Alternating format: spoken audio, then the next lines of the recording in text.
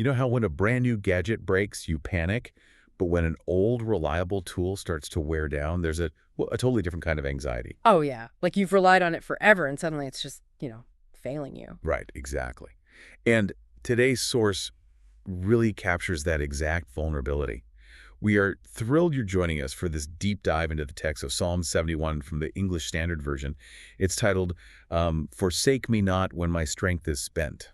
It really is this raw look at aging and, facing critics, but it balances that anxiety with a profound lifelong resilience. So our mission today is to sort of unpack how this ancient plea actually functions. Yeah, almost like a psychological coping mechanism. So, okay, let's unpack this. Because the trust the speaker has, I mean, it isn't a new development, right? No, not at all. It's a structural foundation that stretches way back. They talk about leaning on this trust from before birth and being taken from their mother's womb. Wow. It reminds me of like a historic building undergoing violent renovations. The scaffolding, their physical body may be No. building apart, but the bedrock is what the architect is actually relying on to keep it standing. That distinction right there between the biological and the structural is, well, it's exactly why the text uses such specific imagery. They appeal to a rock of refuge and a fortress. Right. So instead of biological terms to combat biological decline, they use architectural metaphors. Exactly. It's a psychological anchor. I mean, when your body's failing, you don't look to other fluid things for safety. You mentally attach yourself to massive, immovable structures. To emphasize stability against the passage of time.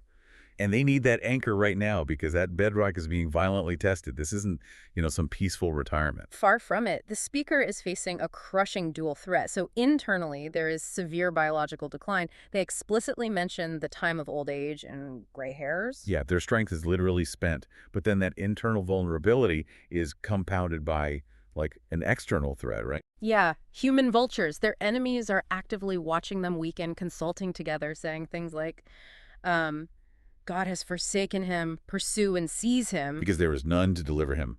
Wait, I'm stuck on verse 7, though. They call themselves a portent to many. A portent is usually an omen, right?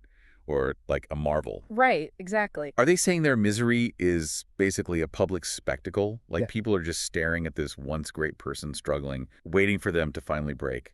That is exactly it. They are a spectacle of suffering. The critics are assuming that because the physical scaffolding is collapsing, well, the internal support must be gone too. Wow, so they're just circling, waiting for the foundation to finally crumble. It's a highly predatory situation. It really is. Their physical weakness is basically being weaponized against them. So if everyone is watching you fail, the natural human instinct is to retreat.